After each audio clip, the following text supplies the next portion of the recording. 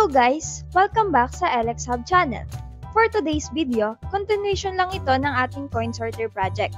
Bale, nagdagdag lang kami ng auto stop feature sa ating coin counter. Kung hindi nyo pa napapanood yung original na coin counter tutorial, kindly check this video. Nandun na lahat, complete setup, wiring diagram at full code explanation. Dito sa video na to, dadagdagan lang natin yung code para magkaroon ng auto stop function. Meaning, kapag walang coin na dumaan after a certain time, automatic hihinto yung system. This is perfect kung gusto mong iwasang umandar ng tuloy-tuloy ang system kapag walang laman ang coin slot. At mas maging smart at efficient ang buong setup. So, kung ready ka na, let's dive into the code update. Okay, para sa ating code, open natin ang Arduino IDE and upload natin ang code. Don't worry, explain ko by section para maintindihan nyo.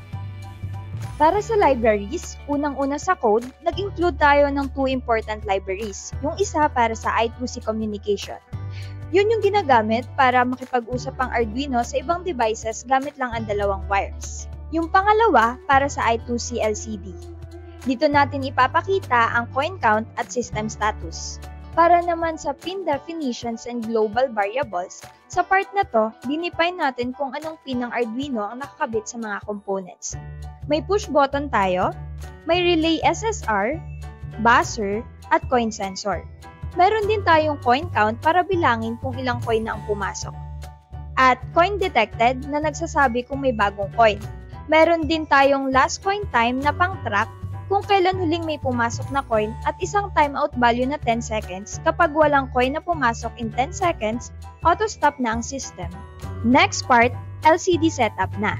Meron tayong 16x2 I2C LCD screen, 16 characters, 2 lines.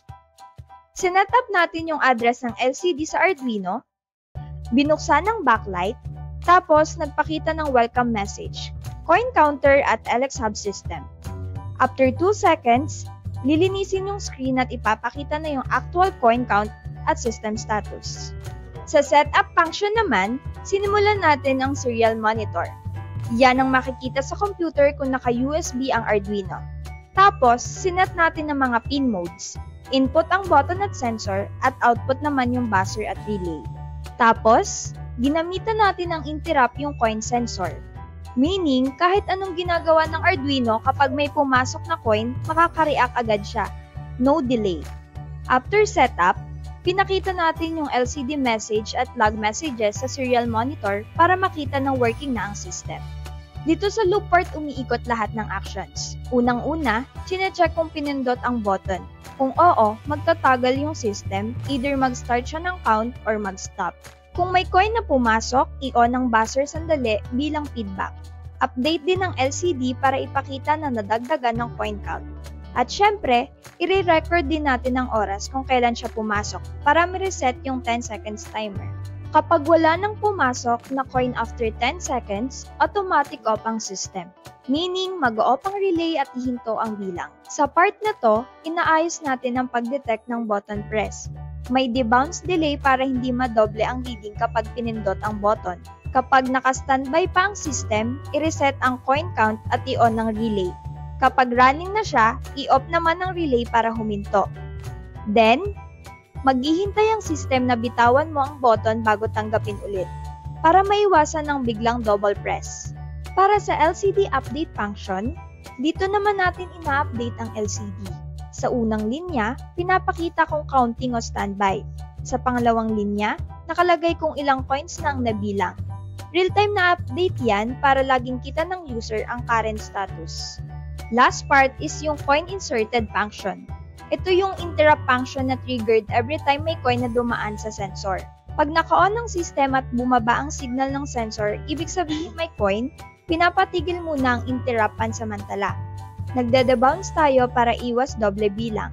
Pag confirmed na may coin, tataas ang coin count, isa-set ang plug na may coin, tapos hintayin na mawala na ang coin sa sensor. After that, re-enable ulit ang interrupt para ready na sa next coin. Alright guys, ngayon naman itatest na natin yung auto stop feature ng ating coin counter.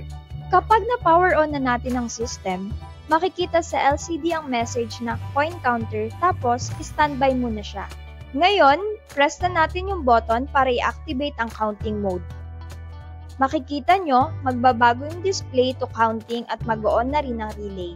Try natin maghulog ng 30 coins.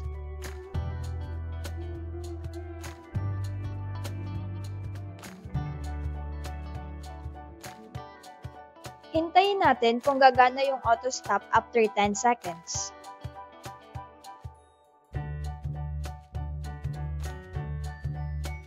Ayan, nag-auto stop na siya. Naka-display na ngayon sa LCD ang standby at naka-off na rin ang relay. So ayun guys, naipakita natin na kayang mag-count ng coins in real time. May manual start and stop via button at automatic stop kapag inactive ng 10 seconds. Thanks for watching. If you have any questions or want to know more, feel free to leave a comment or contact us. Don't forget to like and subscribe for more cool Arduino projects. This is Alex Hub, empowering up your projects. Kita-kits sa next video.